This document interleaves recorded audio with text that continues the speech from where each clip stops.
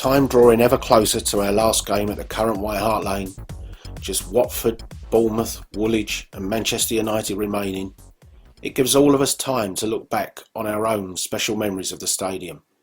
Some of us have just 5 years of memories, some 20 years, some like myself 40 years, and I'm sure there are many with over 60 years of memories. Not just memories of White Hart Lane. Next season is the 40th anniversary of a special season to so many of us, and a season that has happened just once in the last 66 years. The first season we wore that fantastic Admiral kit was life in the second division, as we played sides such as Mansfield Town and Bristol Rovers, and at that stage even Brighton and Hove Albion, sides we had never met before in league competition. My own early memories are very closely tied in to today's special guest. Our guest scored the first live goal that I ever saw. He scored the first live hat-trick that I ever saw, and he had the first player's song that I can remember, and he's one of 16 very unique players in the history of our great club. Our guest is one that isn't at the forefront of many people's memories of that time. Those, of course, belong to Pat Jennings, to Steve Perryman, to Glenn Hoddle, and to Ozzy Ardiles. But their stories are, of course, well known to all of us. Two of those players, however great those memories are, don't make up that unique list. Because only 16 players in our history have tasted the ultimate low of relegation, followed by the high of promotion. 53 goals in 103 league appearances and 62 goals in 120 competitive games overall. Today's guest is our former great Scottish striker, John Duncan. It was back in 1974 that Terry Neill first brought you, just after Bill had resigned, on the back of 60-odd goals in 120 games at Dundee. When did you know of our interest, and what were your initial thoughts? I just got a call from a manager one day when I was at Dundee saying, we've got a team at the bottom of the league that want to sign you. And I thought, well, not much chance of me going anyway to the bottom of the league. But when he said it was Spurs, obviously it was in England, which I didn't even know it was in England at the time. But obviously delighted, and I didn't really need much persuading. Went through to Edinburgh, met Terry Neill and signed within an hour, half an hour. And you joined a side that had won in the early 70s 2 League Cups, a UEFA Cup, had been to a UEFA Cup final, but also in terms of its league position was gradually getting worse and worse. So did you think you were joining a club that would still challenge for trophies, or did you think it was going to be a battle for survival from the start? Well, the league position was such that it was definitely going to be a battle for survival, or at that time in the league, the time of the season, maybe not that, but it was going to be, we had to pull away from there before we could think of anything else. But it was the history of the club. It was the Bill Nicholson and Alan Gilzine, Jimmy Greaves, Dave Mackay, the double team and all these other trophies that you'd mentioned there. It was the attraction of the club. It was a club I followed, and I thought it was a great club, which it definitely was. That was the attraction, plus the ambition for myself to go and try and prove myself in the top league in the world at that time. And in many ways, you came down and you replaced a fellow Dundee player, because Alan Gilzine had left the previous season. And whilst Gilly wasn't the same type of striker as you, was that an attraction, and did you know Gilly at the time? I didn't know Gilly from my Dundee days. I just followed him into Dundee, and then obviously followed him into Spurs. I got to know him pretty well and got on great with him, and I saw him not that long ago, and hopefully when I'm down at White Hart Lane again, I'll see him again. But he was my favourite player at Dundee, great goal scorer and a great player, as you've said. So it was a big thing for me to follow him, and him and Spurs and Dundee was an attraction for me. And then you signed, and the first time you signed, you didn't play that first game. You watched the North London derby against Arsenal, and then you made your debut at Kenilworth Road a week later. Mm-hmm. What can you remember of that debut? I remember the debut, obviously 1-1. I remember scoring, but I kind of knew I was offside when I scored, and so I knew it wasn't going to count. And I remember Martin Chivers getting one, I think, whether it was an equaliser, I think it probably was. We ended up 1-1 anyway.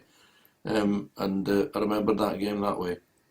And then a week after that, we go to the Victoria Ground, the old Victoria Ground, for the game against Stoke. Your first goal, in fact, first goals, because you scored both in a 2-2 draw. Yeah. I remember that. My parents drove down to see that. I remember we went 1-0 down. I scored on my left foot, a little bit lucky, didn't quite catch it right, but it went in and was happy with that. And then I scored maybe not long after, I believe, in more of a right foot shot that obviously pleased to get these goals. Now, as that season continued, we found ourselves in the deep in the relegation mire, and we had a game right at the end of the season against Chelsea at White Hart Lane, and it's where many of us feel Chelsea still have that bitterness towards us ever since, because we won the game, it sent them down and we stayed up. Can you remember anything of that game? I do remember that being the scenario, and it was a real big game, and Mickey Droy, big centre-half, was playing against me. I think we won 2-0 that day. I don't think I got any goals on that one. I can't remember for sure, but it was a big game, and it looked like, as you say, it put Chelsea down, didn't it? Which was disappointing for them. But good for us. That we managed to... Was that the year? Yeah, I'm just getting muddled up. So that's the year we stayed up. We stayed up. Yeah, got you. And we beat Leeds 4-2 on the last That's day. right. When Alfie I missed that game, Alfie. famously sat on the ball. Brilliant, Alfie, yeah. But that game against Chelsea was a crucial game that we had to win. I remember it now, and yeah. And for people that think of White Hart Lane now, it was actually 50,998 at White Hart Lane that Saturday afternoon. So, unbelievable. So we beat Leeds to survive. Mm. We finished 1 point and 1 place above the drop zone. Your season ended 30 games, 12 league goals. How happy were you with your own initial introduction to the team, and where did you think the team were going, having survived? Well, it was great to survive, and it was great to play my part in it. I mean, I managed to get a few goals near the end there that, 1-0 win at QPR, I remember, Luton, and the team actually played quite well around that time. We were in a bit of a mess with maybe 10 games to go, if I remember rightly, and we really gelled together and worked out well, and I think deservedly stayed up, and we played some good stuff towards the end of that season. So maybe a bit sticky to start with, a couple early goals. Getting used to playing with real top class players took me a little bit of time, but gradually did it, and I managed to establish myself with these crucial goals towards the end of that season. The following season, we had an upturn under Terry Neal, eventually finishing 9th that season. You were the top scorer again, 25 goals in 44 games. And of course, that was a side that still contained Big Chiv at that time. Did you feel then that the club was firmly back on track and things going in the right direction? Well, definitely. It was a great season compared with the season before. We built on it. A lot of good results. I managed to, as you say, get a good share of goals. So I was pleased, and it really was a good season from the one that was previous. Now, there's a self-indulgent question for me during that season, because we played West Ham on the 7th of February 1976. It was my first time ever at White Hart Lane, and so you were the scorer of my first live goal. But I have to be honest, 9 years old, I can't remember the goal, only that you scored it. So can you help my memories here? I'm pretty sure this is the one. I remember the 1-1. I think Trevor Brookings scored with a kind of a free kick that was more of a cross or whatever, and it bounced in anyway, and we were 1-0 down. But I remember Ralph Coates, who was a great crosser of the ball for me, and I used to, his flight and the way that he could drift it into that back post was great, and I managed to get on the end of one of them and scored with a header. And later in that season, you achieved what every Spurs fan wants to do. You scored in a North London derby at Highbury, of course, in those days. Just how good does it feel to score not just a goal, but in a winning North London derby? Well, you come down from Dundee and to Spurs and try and make your way, and you hope that you get a goal or two and you establish yourself. But the real as you say, the icing on the cake is to score in one of those big North London derbies, and to do it, as you say, a header. I remember Terry Naylor, he's another good crosser of the ball from a bit deeper than, say, Ralph did for that one, into the box, and I managed to score from a good way out again with a header. And it's something that definitely you'll remember forever. And the other goal you scored that year is actually a forgotten goal for most people at Tottenham, because you scored on the day that Glenn Hoddle scored his famous first goal for Tottenham with that left-footed shot from outside the box. And everyone will YouTube and see Glenn's goal, but yours is the forgotten goal at Stoke that day. Can you remember much about that game? I think I do. I managed to score against Stoke quite a bit, but it's not forgotten from my point of view. I remember them all, I think. I remember it was a near post, I think, cross from the right, come in and managed to just nick it in at the near post. I think I was involved with Glenn's goal as well. It was a bit of a header, but he hit a great shot. And just what was the feeling of Glenn then? Because Glenn was, 17, just coming into the side, 18, something like that. Well, yeah. But the boy's talent was unquestionable. I mean, he used to come into these possession sessions that we had when we were training, and you just couldn't get the ball near him. And in those days, people didn't take prisoners either, even in training. So there was a lot of tough tackling going on. But the boy was fantastic at moving this way, that way, and releasing himself and getting away from challenges coming in, even in training. So, and he had 2 great feet as well, and also a good goal scorer. So it was inevitable he's going to be a top player, but he had to go through a tough spell of when we went down and came up again. And it's amazing when you see some of the footage that people think Glenn was a soft touch, and yet you look at the pitches and you look at the physical nature of the game then, and it's, if you can see Glenn, some of that footage in those 70s, you cannot call him a soft player, because he was getting kicked from pillar to post most games. Yeah, he was, the way he played attracted the people trying to tackle him, but more often than not, they didn't touch him because he was that good. But he had to come through that tough baptism. And then at the end of that summer, Terry Neal left to join that lot down the road.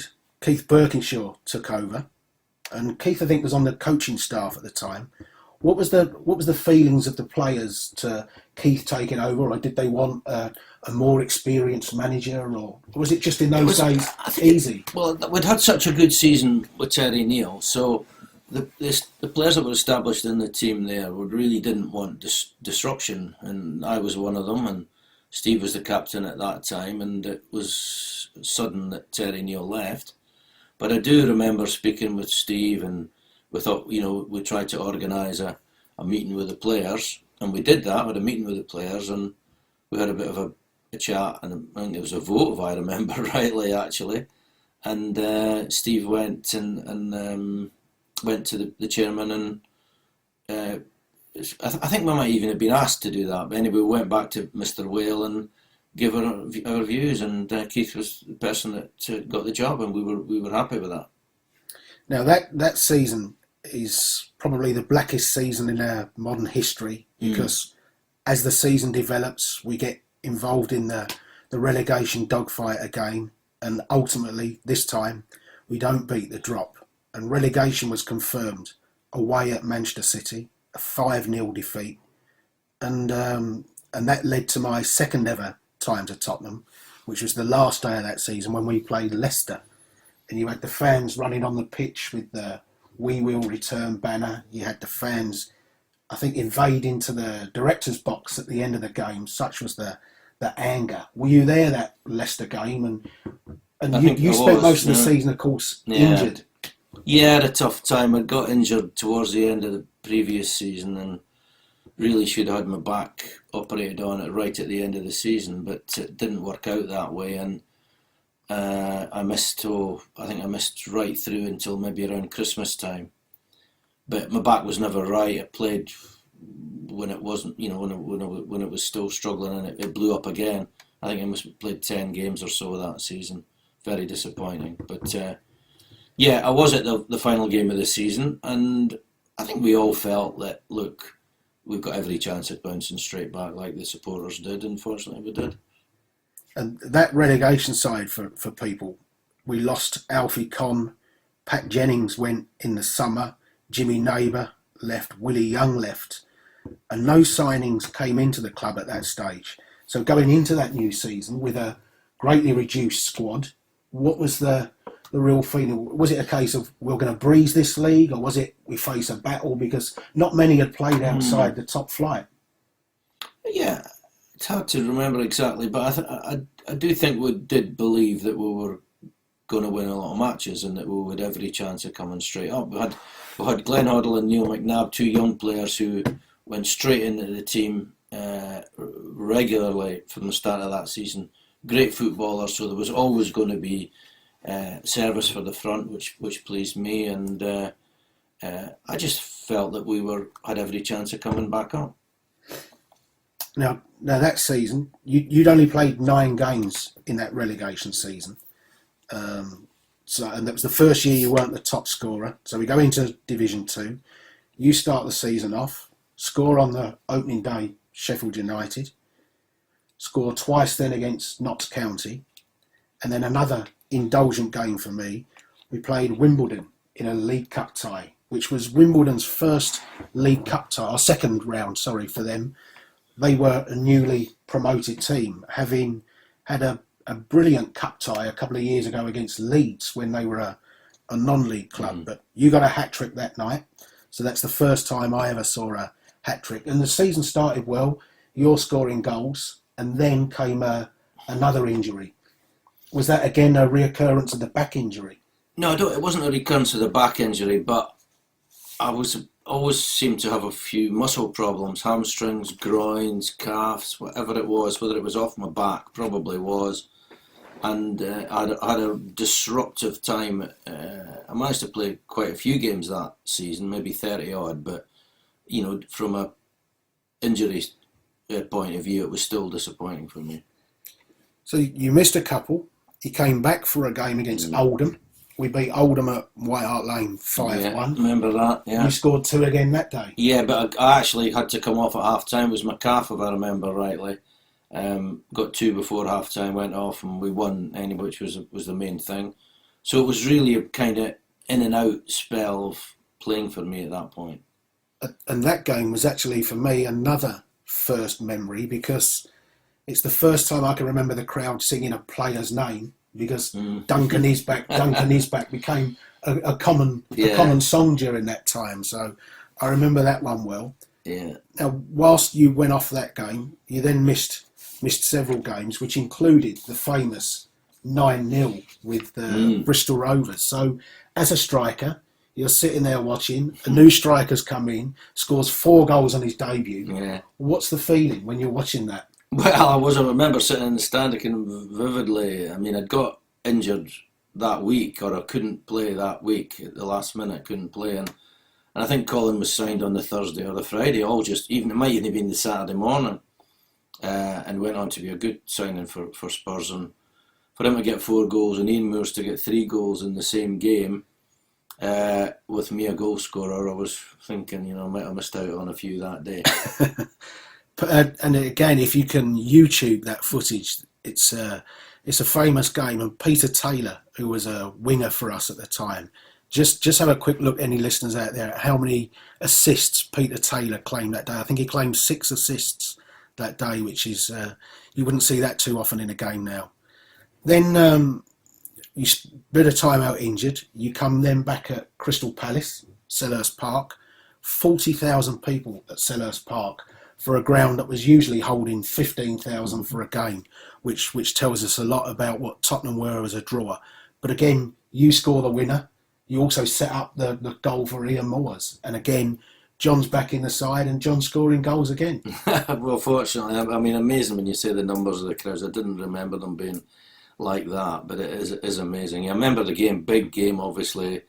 Terry Venables, manager at Crystal Palace, going down there, for Terry being an ex-Spurs player.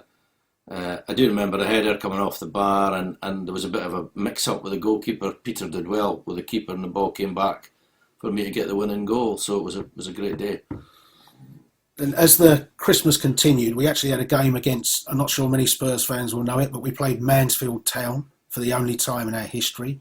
We played Brighton, who were a then had just come up from Division 3. That was the first time we'd ever played Brighton in a league game.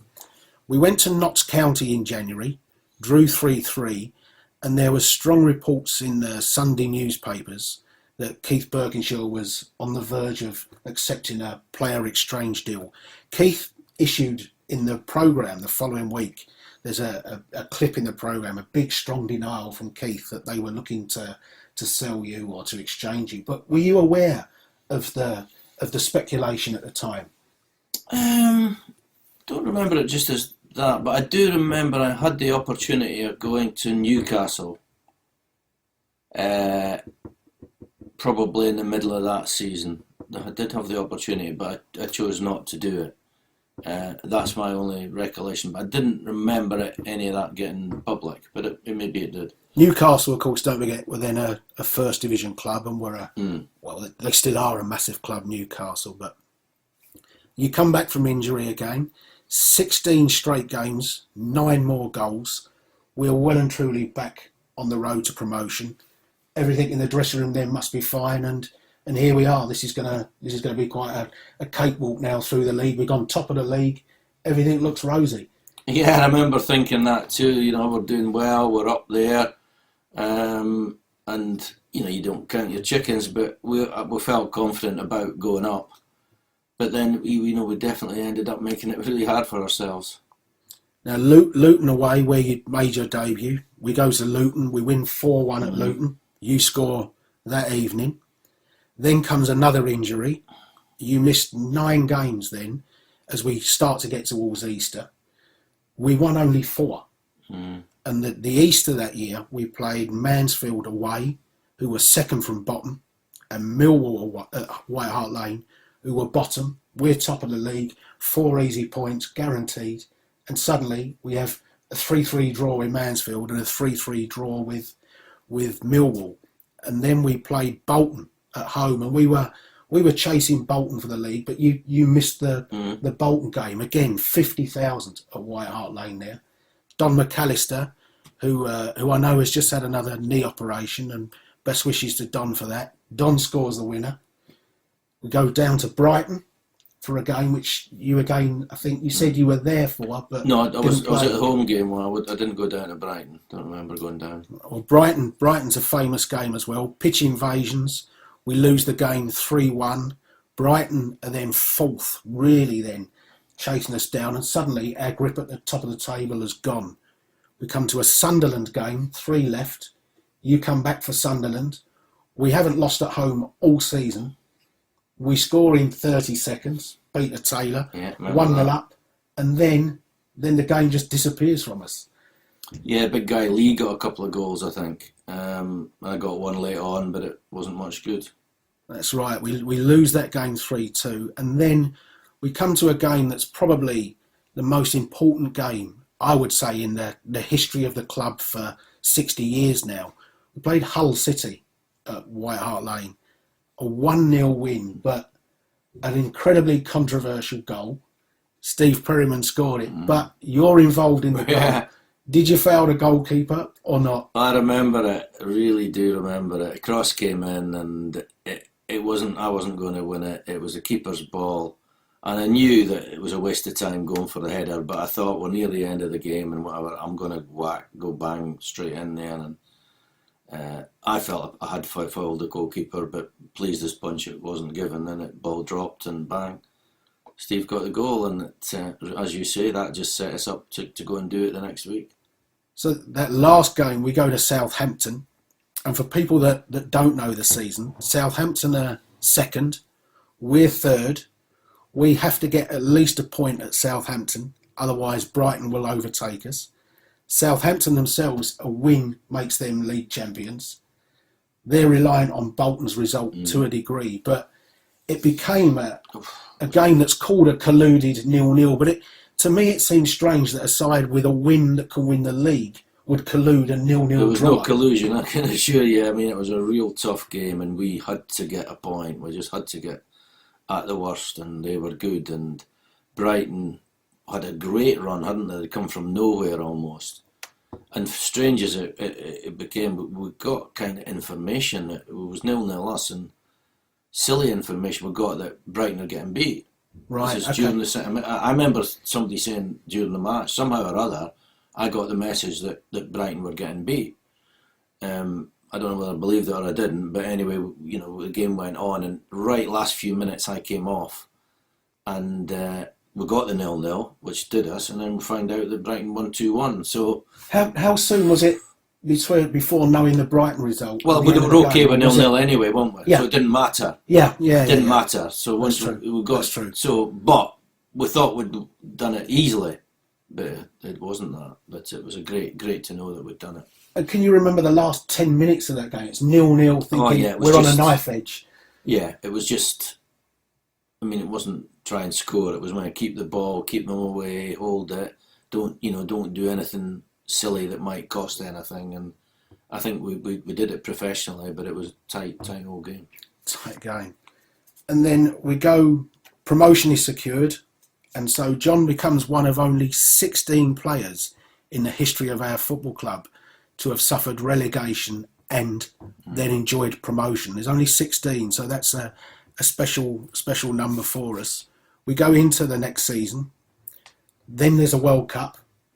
Did you ever feel that you'd be part of that Scotland World Cup squad in '78? I mean, my injuries had just been too much by that time. I think previous years I might have maybe had a better chance. I just hadn't played enough, and towards the end of the season as well, I was just coming back again from injury.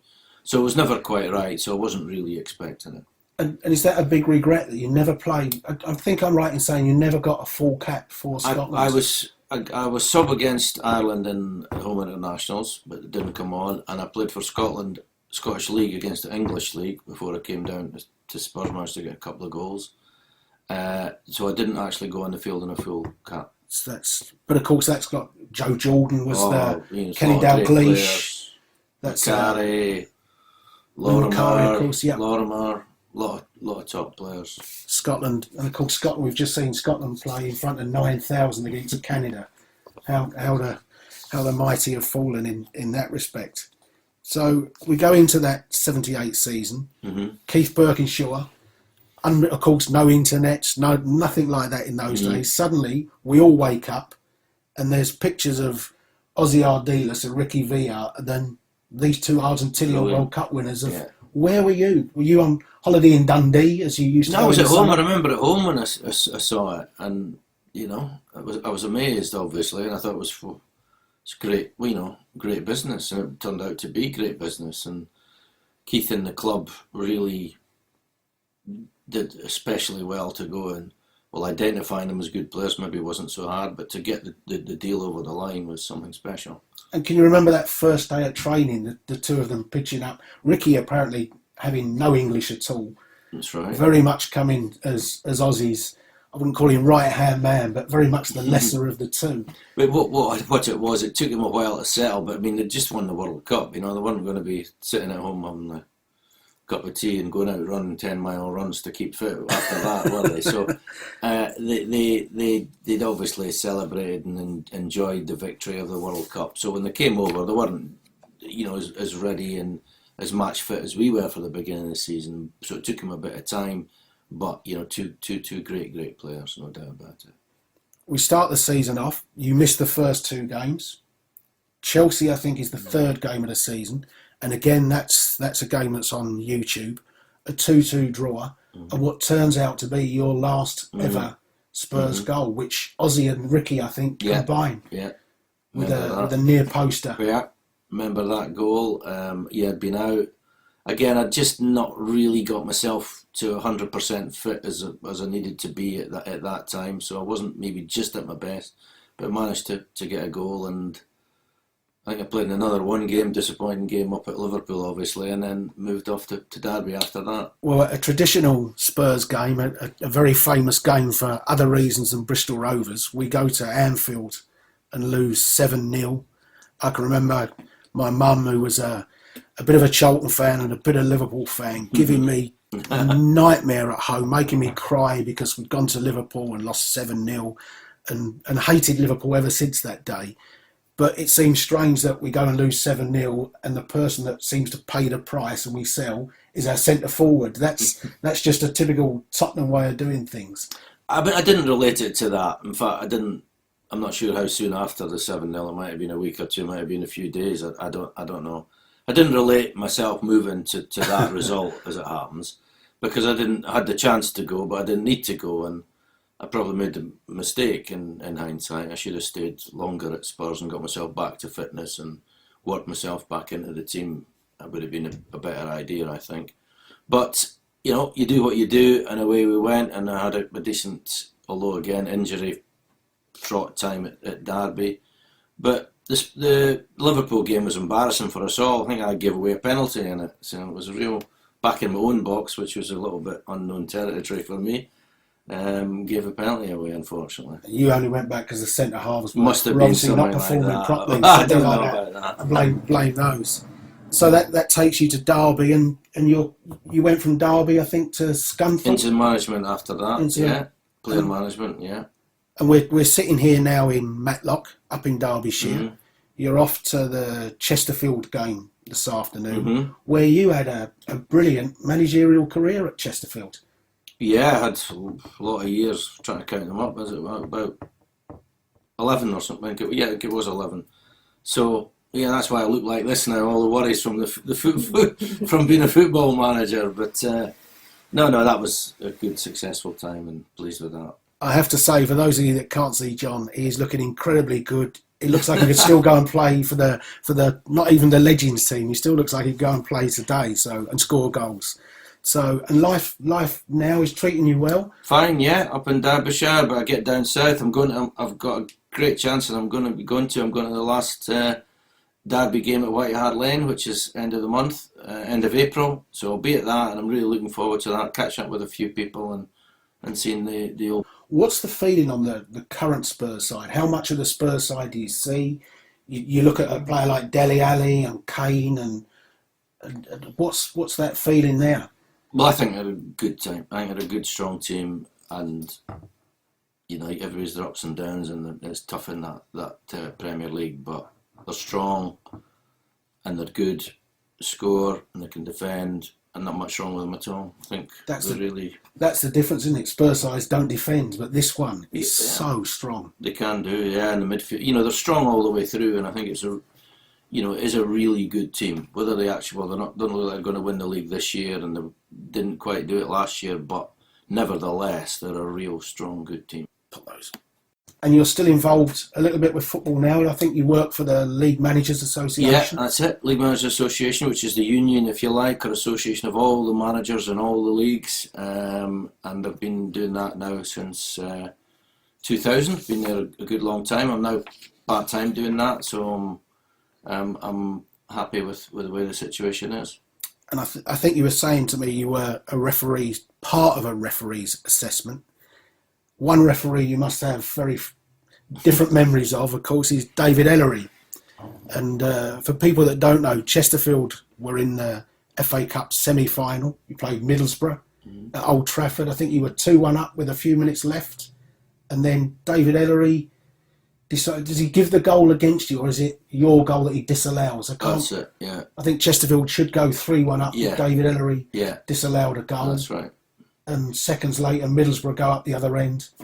And it's extra time, and after that. And it's Kevin Davis, I think. Kevin Davis was in your side then, at the time, yeah. Chesterfield time. Good. Well, it's been good to meet you and catch up with some of the old memories. Yeah. John's kindly signed some programmes and bits and pieces of memorabilia from that time, which we'll do as prizes. Have you got a question for one of the prizes for us? Well, I scored 2 hat-tricks. Which team did I score my first hat-trick against? Right. If you can get the answers in, the first team that John ever scored a Spurs hat-trick for, and you'll win a copy of the signed programme from that match. So good luck with that. All that's left is to say thanks for John. It's been an absolute pleasure of mine. As I say, my first goal, my first hat-trick, my first song. 40 years next year, of course, that relegation series. So thanks ever so much for your time, and best wishes for yourself in your future. Thank you, pleasure. Nice seeing you, and I hope it all works out for Spurs and this season and future seasons.